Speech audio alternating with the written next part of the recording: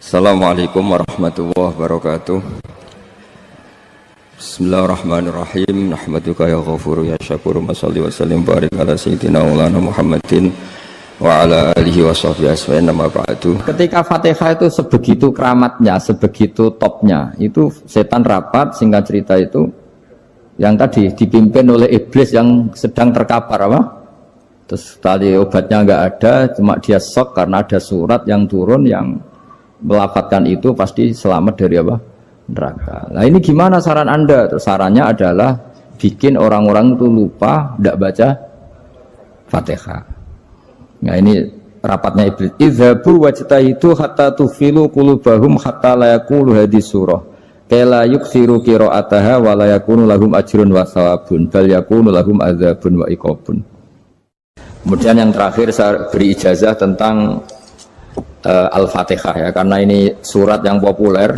Kalau saya ijazahi Quran 30 juz pasti sampean nggak hafal ya. Atau ijazah surat Baqarah, kalau mau Baqarah mau ijazahi surat Baqarah mau 2 juz setengah mau Mas Asep ya, Fatihah aja yang gampang ya. Nah, ya kulhu Fatihah ini paket ringan ini, tapi pahalanya apa? Besar. Ini beda ya, artinya selama ini mungkin Anda baca tapi monoton ya. Tapi ini saya bacakan teks aslinya tentang istilahnya itu mazaya itu kelebihannya Fatihah. Saya baca Arabnya dulu, nanti ini terakhir ijazah. Tadi kan saran-saran umum tentang sosial. Ya, pokoknya jadikan kebaikan itu punya nilai sosial yang baik lah. Jadi nanti orang yang nggak amanah nggak laku, ya calon bupati, gubernur, presiden yang nggak amanah juga nggak laku. Begitu juga kiai yang tidak amanah juga nggak laku, suami yang nggak amanah juga nggak laku, istri yang nggak amanah juga. Sehingga kebaikan itu jadi nilai sosial yang dalam tanda kutip sudah keniscayaan. Yang diinginkan Allah itu seperti itu, bukan kebaikan yang dipaksakan karena kekuatan negara. Maksudnya kalau bisa kebaikan itu tidak usah dipaksakan. Memang satu apa ya, sudah satu kebutuhan. Kayak cerita-cerita di negara maju itu, bahkan apapun jatuh itu nggak ada yang ngambil apa itu. Makanya gambarannya Mekah Medina kan gitu kan, barang jatuh nggak ada yang berani apa ngambil. Itu saking sudah jadi sistem. Nah, sehingga banyak negara di Eropa itu yang sampai nggak punya tentara, nggak punya polisi karena kebaikan itu sudah.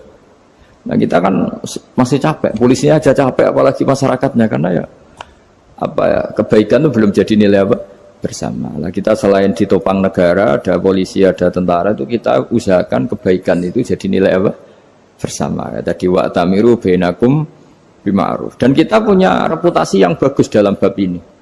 Saya masih ingat kecil saya itu yang jilbaban hanya keluarga kiai. Sekarang rata-rata masyarakat itu jilbaban.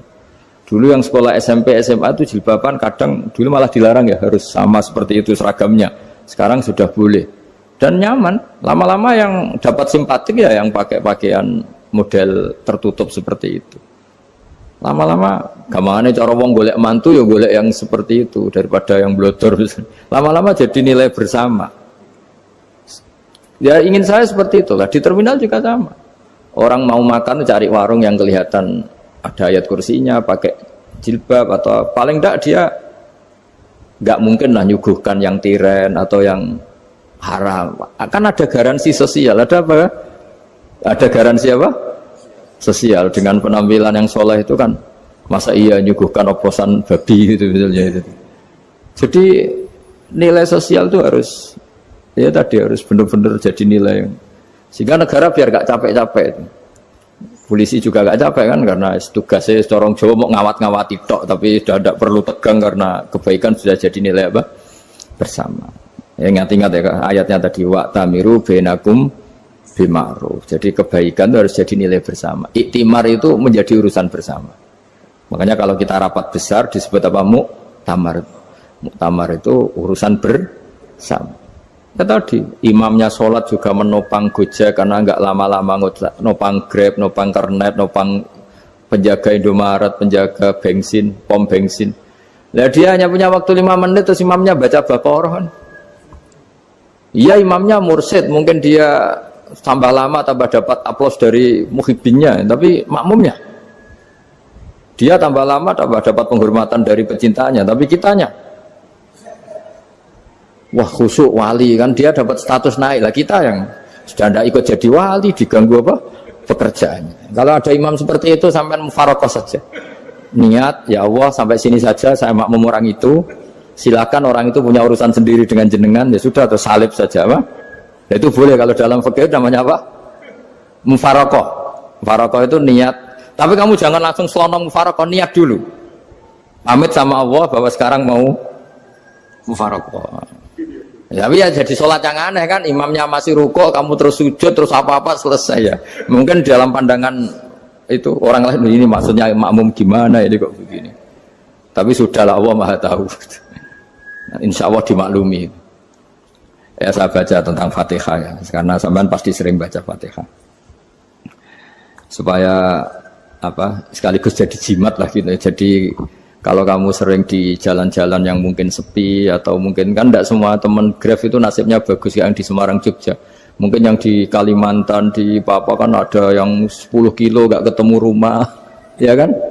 Yang lihat di TV-TV itu kan kasihan kan, sudah 10 kilo gak ketemu rumah, penumpangnya kuwekar preman tuh kan, ini makan orang enggak kan gitu. Kan ujiannya dua, kalau penumpangnya cantik itu ya kecoba syahwat, kalau preman takut. Jadi orang itu selalu ujian itu. Sing sedengan itu kan jarang orang itu. Jadi kalau penumpangnya perempuan cantik ujiannya itu syahwat, kalau preman ujiannya ketakutan. Kalau orang yang lemah bawa uang ujiannya kamu ingin garong. Jadi hidup itu memang semuanya ujian. Liyabluwakum ayyukum ahsanu amala. Makanya saya sering ditanya oleh teman-teman, Gus, nah ujiannya kenal wong wedok elek piye? Sama. Kenal wong ayu ujiannya syahwat, kenal wong elek ujiannya ngenyek, itu sama-sama dosa. Syahwat ya dosa, ngenyek juga dosa. Elek keriting untune metu ya dosa, ngomong gitu. Kadang-kadang orang berpikir enak kancanan wong elek gak dosa. Kata siapa? Kancanan wong elek itu ya dosa, karena bawaannya ngenyek. Ngenyek itu menyepelekan itu. Makanya saya itu ya gak mau berteman sampean. Nanti kan bawaannya ngenyek atau seneng ya tidak tahu. Ya sudah, ada takdir saja, kalau ketemu ya tak ulang ngaji gitu. Tapi ini ngaji terakhir, setelah ini ngaji biasa aja, tidak usah resmi gini. Ngaji kok resmi aneh. Pokoknya nanti suatu saat kalau pandemi sudah berlalu, saya akan ngaji Rebona, lalu ini ngaji. Ini ngaji yang kurang bagus karena ngatur kiai kurang berkah ini. Nanti tapi ya lumayan lah, masih mau ngaji. Ngaji kok tanggal ini, jam ini. Sekarang suatu saat kamu tak panggil, Mas Wahyu datang ke sini jam ini, tidak mesti bisa. Mungkin pas ada acara apa, oh, maaf ke sini pas ngecek, pas apa. Gitu. Jadi ya sudah, tapi tak maafkan, enggak apa-apa. Takdir ya. Tak bacakan supaya sampean tahu keramatnya bismillah. Nah, sebelum saya bacakan bismillah Fatihah, tak beritahu tentang ilmu tafsirnya karena ini penting sekali. Fatihah itu dawuhnya Allah, tentu itu dawuhnya Allah. Saya ulang lagi, itu kalamullah. Tapi yang sudah diberikan kesampaian ke kita semua. Sehingga seakan-akan itu menjadi dawuhnya kita ke Allah. Jangan salah loh ya. Fatihah itu dawuh Allah tapi sudah diberikan ke kita. Sehingga posisi kita itu yang punya itu. Nah, kenapa ini perlu dijelaskan? Karena nanti ada kalimat iyyaka na'budu wa iyyaka nasta'in. Kalau itu masih kalam Allah, berarti Allah ngomong ke kamu, ngendikan ke kamu, kepadamu aku menyembah. Masa Allah menyembah kamu? Nah, sehingga ilmu tafsir itu menyelesaikan itu dulu ya. Saya ulang lagi ya, sebelum sampean sering baca Fatihah, aku yakin ya sering baca. Tapi barokahnya tidak paham itu tidak pernah janggal. Enggak paham itu ya penting supaya ada iskal, tidak janggal. Sebetulnya di kalimat itu ada yang janggal. Kalau Fatihah itu kalimatnya Allah atau kalam Allah, bagaimana dengan kata-kata iyyaka na'budu? Masa Allah ngendikan ke kita, kepadamu kami menyembah? Masa Allah menyembah kita? Maka penyelesaiannya secara ilmu tafsir gimana? Semua ulama mengatakan, bukan satu dua, semuanya mengatakan di Fatihah itu semuanya diberi kawalan kalimat. Saya ulang lagi ya, di Fatihah itu semuanya diberi awalan kalimat qulu, katakan wahai hambaku begini. Ya, katakan wahai hambaku begini. Nah, begini ini pelajaran dari Allah yang sudah diberikan ke kita. Terus kita mengatakan bismillahirrahmanirrahim, alhamdulillahirabbil, termasuk kita mengatakan iyyaka na'budu wa iyyaka nasta'in. Jangan bayangkan Allah ngendikan ke kita. Kalau Allah ngendikan kita berarti gini, hei wahyu ihdinas siratal mustaqim, tunjukkan saya jalan yang benar. Nah nanti kamu terus, ya Allah, Anda aja minta tolong saya minta tolong siapa kan, jadi panjang kan. Ya saya ulang lagi ya, jadi itu di Ulumul Quran diterangkan gimana sebelum baca Fatihah ya.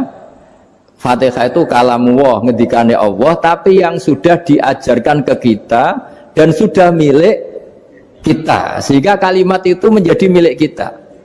Tapi ya kalamullah, tetap kalamullah, tapi sudah menjadi milik kita. Udah paham ya? Ya pinter nah. Ya, karena kalau tanpa penjelasan seperti ini, Anda akan iskal. Bagaimana Allah, iskal itu janggal, bagaimana Allah mengatakan iya karena butuh. Yang jadi aneh ya?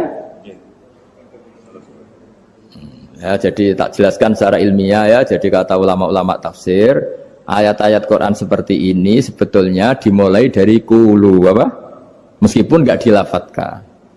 Itu kan sama dengan qul huwallahu ahad Muhammad, katakan kalau Tuhan itu satu. Ya namanya Quran itu kan kalam Allah, membina nabinya, membina umatnya. Makanya dikatakan atau enggak, di sini tersembunyi kata qulu, katakan. Ya. Jadi ya ibarat apa itu? Kamu ngajari anak kamu lah. Le, panggil jenengan bapak kulo. Itu maksudnya anak itu, kalimat itu kalimat kamu, tapi kamu ajarkan ke anak kamu. Terus anak kamu bilang, Pak jenengan bapak kulo. Nah, ketika kamu mengatakan jenengan, bukan kamu mengatakan jenengan anakku, berarti anakmu itu bapakmu, kan lucu kan? Anak kamu ajari jenengan bapak kulo, kamu engkau bapak saya. Terus anak kamu mengulang jenengan atau kamu bapak saya. Berarti itu kalimat yang kamu ajarkan, tapi sekarang sudah milik anak kamu. Kalau itu kalimat kamu kan lucu, masa anak kamu bilang bapak. Nah itu seperti itu. Jadi ulama memberi solusi atau jawaban iyyaka na'budu wa iya, itu sebelumnya ada kata-kata qulu, katakan wahai hambaku, hubungan kamu dengan saya adalah katakan iyyaka na'budu wa iyyaka nasta'in. Terus hubungan kamu dengan saya katakan juga dalam doamu ihdinas siratal mustaqim. Jelas ya, jadi itu kalam Allah yang sudah milik kita karena diajarkan Allah untuk kita. Dong ya? Ya dong ya, gak jelas gak. Tapi bagus, gak jelas itu bagus. Kalau kamu jelas gak jadi digrab, jadi gubernur. Min azimi fadliha kasratu asma'iha wa fadail ukhra. Ini cerita dramatisnya surat Al-Fatihah. Qala Abu Hurairah radhiyallahu anhu inna iblisa ranna khina unsitat Al-Fatihah. Jadi iblis itu begitu kesakitan. Ini kitab Abu Abul Farad karangannya Syekh Muhammad Alawi, juga kutipan dari beberapa kitab. Yang jelas beliau sendiri juga ngutip dari beberapa riwayat di beberapa hadis. Halaman 123. Ketika Fatihah turun itu iblis kesakitan. Kayak orang sakit gigi lagi, tersiksa sisanya karena turunnya surat apa? Al-Fatihah. Artinya kalau Anda baca Fatihah dijiwai, maka Anda melemahkan setan, melemahkan iblis. Wa qala Mujahid, khina unzilat Fatihatul kitab ronna fastama indahu asyayatin. Jadi ketika Fatihah itu turun, iblis itu terkapar lah kira-kira, sampai dijenguk banyak setan. Jadi kemana di ICU lah kira-kira gitu kalau sekarang itu, entah COVID entah enggak tahu, pokoknya di ICU sampai dijenguk banyak setan. Enggak tahu bawa apa enggak tahu, pokoknya dijenguk banyak setan. Nah, nyangoni karena ini apa? Ketuanya apa? Pingsan, sakit. Jadi iblis itu sakit sampai dijenguk anak buahnya setan-setan.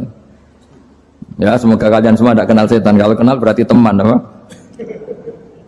Wa qalu misla dzalik. Wa qala lahum laisa mimma taquluna syai'un walakin unzilat suratun laisa ajru qailiha illa an harrama alaihi nar jahannam. Saya ini bukan sakit fisik kata iblis. Kamu tidak usah jenguk saya, datangkan dokter terbaik, tidak usah. Saya ini tidak sakit fisik. Saya ini sakit karena ada surat yang diturunkan, yang pahala yang melafatkan surat itu pasti selamat dari neraka. Padahal misi terbesar saya ini supaya manusia masuk neraka. Sekarang punya tamengnya. Wah pusing kan? Ya seperti orang lah goda sampean ternyata sampean setia itu kan pusing. Nah ternyata tidak setia itu yang akhirnya ribet kan itu.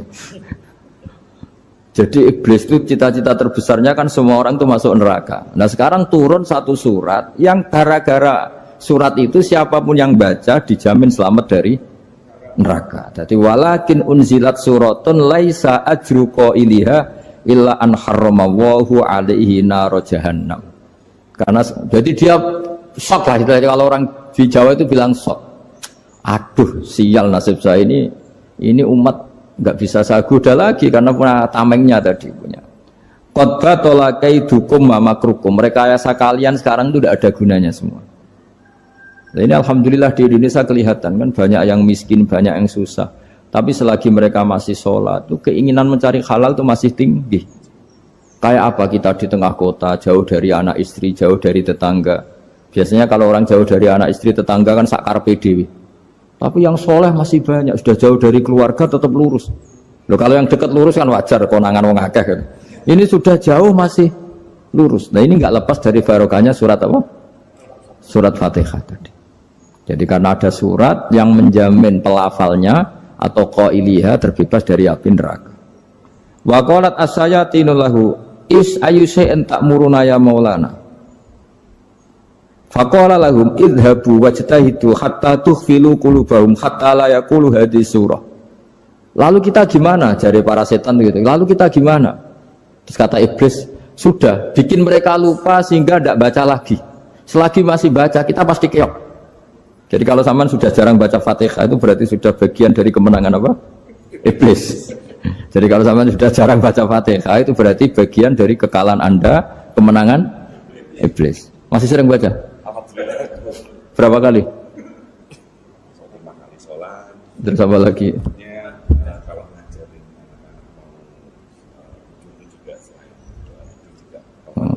Kok 5 kali tok itu? Berarti pas sholat fardu tok itu. Enggak 5 kali itu mendingan itu 17. Kamu itu ngitungnya jangan 5 ini. 5 waktu itu berarti lumayan kan? Berapa? 17 ya? Ya. 17 ya? Ya. 17, tapi kalau makmum tuh sering separuh kan, apalagi makmum tarawih.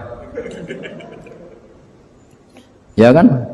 Makmum tarawih itu bacanya Fatihah ada yang sempurna enggak ya? Ya enggak lah. Baru alhamdulillah alamin mampu ruko ikut ruko ini gitu. Makmum kan yang tarawih teman. Kalau tarawih jarang sempurna ya. Fatihahnya itu. Kan imam sudah ruko. Kamu bacanya Fatihah sampai mana gitu? Baru setengah ya. Ya paling pas tarawih aja kan enggak sempurna ya. Apalagi kalau imamnya sing kilat tuh waduh malah. Nah ketika Fatihah itu sebegitu keramatnya, sebegitu topnya, itu setan rapat, singkat cerita itu yang tadi dipimpin oleh iblis yang sedang terkapar apa? Terus tali obatnya nggak ada, cuma dia shock karena ada surat yang turun yang melafatkan itu pasti selamat dari apa? Neraka. Nah ini gimana saran Anda? Terus sarannya adalah bikin orang-orang itu lupa, tidak baca Fatihah.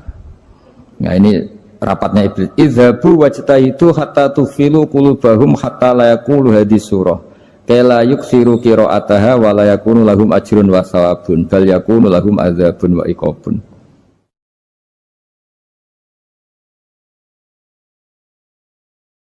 Jadi saya mohon selama ini Anda sudah baca, tapi mungkin hanya rutin saja. Napa rutin saja? Jadi barokahnya ngaji ini kamu punya kekuatan atau punya semangat membaca karena ini surat yang luar biasa. Ibarat gini, kalau sampean tanya, saya juga sering mikir, masa Gus hanya surat kok punya kekuatan seperti itu? Di dunia ini kata Allah, mulai Nabi Adam sampai kiamat, nggak ada yang bisa menandingi kekuatan kalimah. Kalimah itu kata-kata, nggak ada yang bisa menandingi kata-kata. Misalnya Anda nge-grab berangkat, istri cuek, berangkat cuek. Itu beda dengan ketika meskipun satu kalimat, wes Pak, muga-muga dilindungi pangeran, mungkin jenengan selamat. Itu menjadi teduh dan semangatnya luar biasa karena kayak mendapat support. Jadi kira-kira kalimat itu hubungannya kita dengan Allah, Fatihah itu seperti itu. Kamu melafadzkan satu kata-kata yang dibenarkan langit bumi, dibenarkan aras, dibenarkan malaikat, dibenarkan semua penghuni di dunia ini. Sehingga itu efeknya luar biasa. Itu seperti gini ya, kamu cerai sama istri, terus nikah lagi katut babon. 10 tahun anak kamu dididik, ibunya benci kamu. Dan memang Anda layak dibenci. Dan sampai nggak pernah manggil kamu Pak. Suatu saat kamu tentu rindu kan ingin dipanggil bapak oleh anak kamu. Suatu saat anak ini manggil kamu Pak E. Wah, itu senengnya bukan main. Hanya sebuah kata-kata.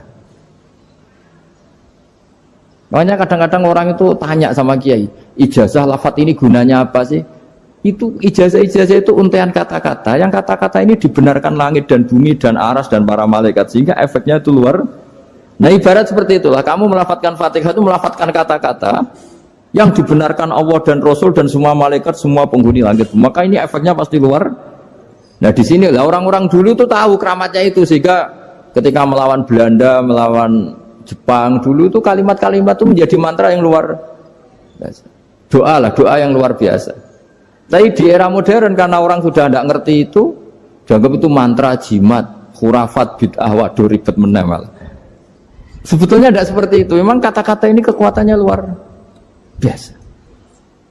Sama kesakitan hati kamu juga karena itu. Ngojek wangilan. Lah Pak di bojo kok kowe gagah tok kere. Wah, iku seling terus mesti. Padahal kalimat itu kan tidak melukai secara fisik, tapi apa kerjanya sesuk sarasa-rasen.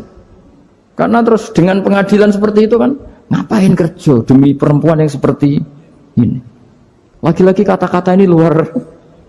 Nah bayangkan kalau kata-kata itu adalah kalimat yang diajarkan Allah lewat Rasulnya, lewat malaikat Jibril. Kayak apa kekuatannya? Nah, kira-kira Fatihah itu gitu.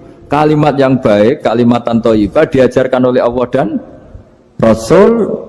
Kayak apa kira-kira kekuatannya? Pasti luar biasa. Wong support yang dikatakan istri kita, anak kita aja luar biasa, apalagi ini support yang diajarkan Allah dan Rasul. Ya makanya saya mohon kalau baca Fatihah, baca kalimat-kalimat thayyibah ketika sholat itu dijiwai. Ya misalnya Rabbana lakal hamdu mil'us samawati wa mil'ul ardi wa mil'u ma syi'ta min syai'im. Engkau zat yang layak dipuji, dan pujian ini memenuhi langit dan bumi. Karena kita tahu nggak ada sejengkal di alam raya ini kecuali di situ ada rahmat Allah. Misalnya kamu bisa lewat sampai rumah saya, kamu mungkin anggap biasa saja. Coba kalau ngalami likuifaksi, tahu-tahu bumi ini ambles, bisa ngelewati yang likuifaksi itu luar. Tanyakan orang pernah ngalami likuifaksi di Sulawesi, itu melihat bumi bisa diinjak gak ambles itu, wah luar. Nah, sama nggak ngalami itu sehingga lewat bumi ya biasa aja. Coba kalau ngalami seperti tidur, ya biasa aja. Coba kalau ada gempa, bahwa bumi tenang ini sudah nikmat yang luar biasa. Masa kamu ngakui nikmat nunggu digituin? Ya kan? Nah, makanya baca Fatihah dijiwai lah, bahwa ini kalimat yang luar biasa. Nah, saya teruskan ya. Warwa Muslimun fi sahihihi an Ibnu Abbas radhiyallahu anhuma annahu qala bainama Jibril alaihi salam qaidun dan Nabi sami'a naqidan min fawqih farafa'a ra'sahu faqala hadza babun minas sama' futihal yawma lam yuftah qaddu ilal yaum fanazala minhu malakun faqala hadza malakun nazza ilal ardi walam yanzil qattu illal yauma fasallim waqal absyir binuraini qad uti tahuma lam yu'tahuma nabiyyun qablak Fatihatul kitab wa khawatimu suratil baqarah. Jadi suatu saat Jibril ini jagongan kira-kira gitu sama Rasulullah. Tahu-tahu langit itu gemuruh. Langit gemuruh kata Jibril, terus semuanya ngangkat kepala ke langit. Ini pintu langit baru ini dibuka, yang sebelumnya tidak pernah dibuka seperti ini. Turunlah malaikat, yang malaikat ini pun malaikat spesial, yang nggak malaikat murahan lah kira-kira gitu, yang nggak pernah turun ke bumi kecuali juga saat itu, dengan penyambutan yang luar biasa, dengan semuanya tidak pernah terjadi, hanya karena bahwa surat Fatihah. Jadi ini surat yang luar biasa, pengawalannya lewat malaikat yang spesial, nggak pernah turun di bumi kecuali saat itu, penyambutannya juga nggak pernah seperti itu, baru seperti itu. Jadi semuanya itu spesial. Nah, kenapa ini spesial? Karena di situ ada isi puja-puji kepada Allah Subhanahu wa ta'ala. Ada ikrar kita, alhamdulillah rabbil alamin, ar-rahmanir rahim. Ikrar ini penting. Kalau contoh paling gampang gitulah. Kamu punya istri selama ini cerewet terus. Suatu saat ngomong, Pak, tak angen-angen ra ono wong lanang koyo sampeyan. Wah, itu langsung tidak ada lelaki sebaik engkau. Itu sampean senengnya, masya Allah. Karena ada ikrar dari seorang istri ke kamu. Nah, bayangkan kalau ikrar kita sebagai hamba diakui oleh Allah Subhanahu, maka ikrar ini akan dicatat sebagai kebaikan kita yang kita panen nanti di akhirat. Karena ada ikrar. Kita ikrar bahwa alhamdulillah rabbil alamin. Kita ikrar ar-rahmanir rahim. Kita ikrar maliki yaumiddin. Kita ikrar iyyaka na'budu wa iyyaka nasta'in. Sampean misalnya jadi orang Indonesia, ketemu orang Indonesia yang makmur di Jerman, terus lupa Indonesia. Kamu orang Indonesia? Enggak, saya ada orang Indonesia. Mangkel gak kira-kira? Mangkel. Karena salah ikrar kan gitu. Ya, jadi saya mohon jangan anggap kalimat itu hal yang biasa, tapi luar biasa. Nggih, ngoten mawon. Assalamualaikum warahmatullahi wabarakatuh.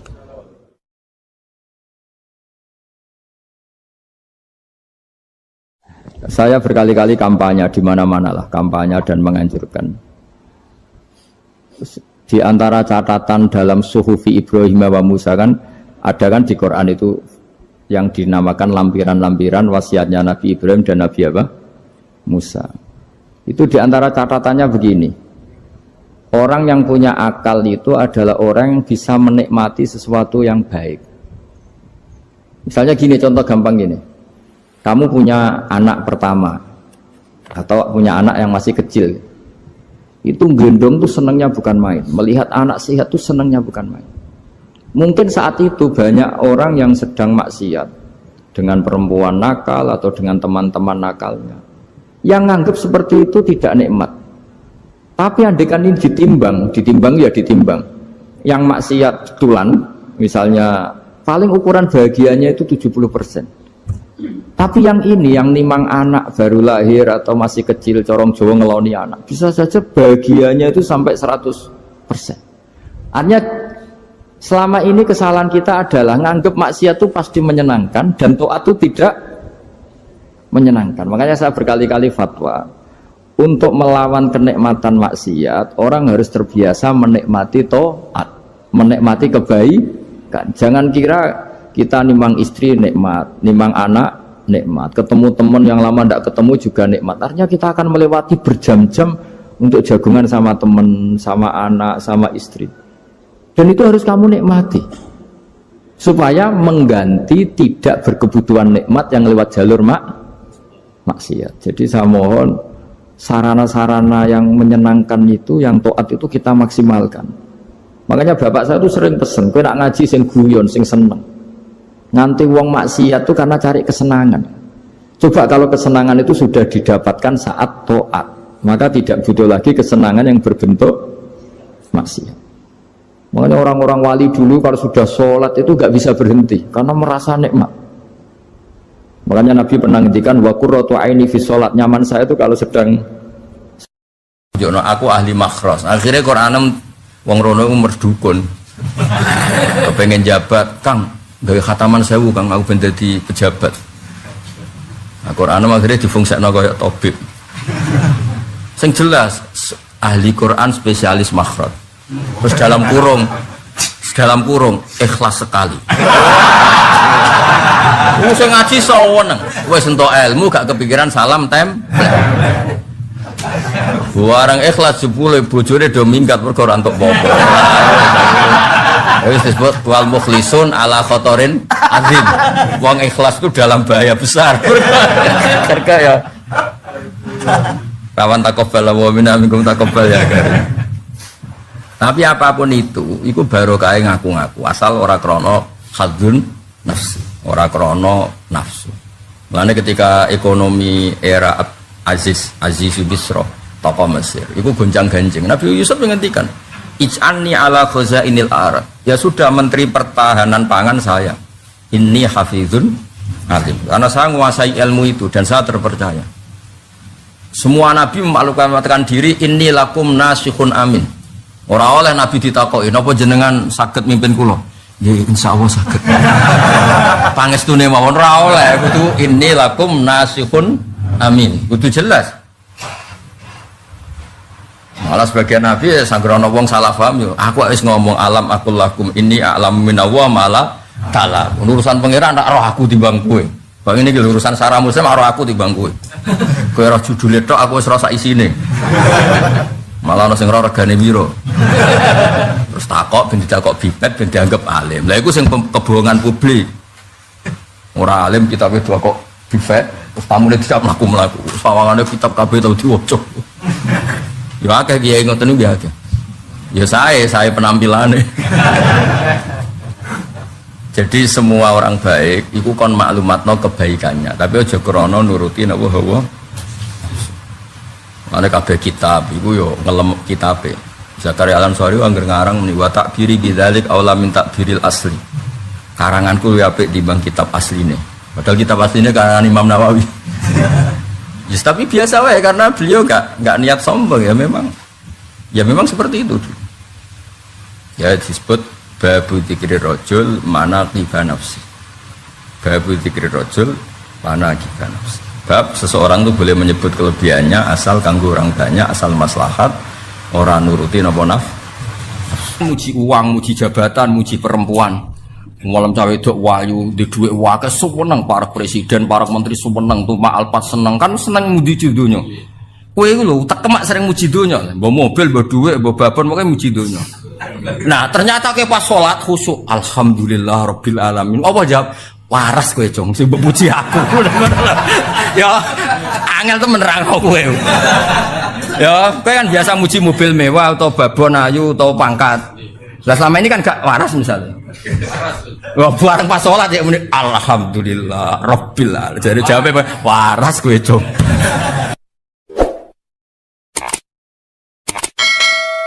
Wa hadatsan Ishaq bin Ibrahim Abdul Muhammad qala akhbarana Abdur Razzaq akhbarana Ma'mar an-Zuhri iya dal isnad mislahu wa zaka fasaidan mongko sak mendhuwur.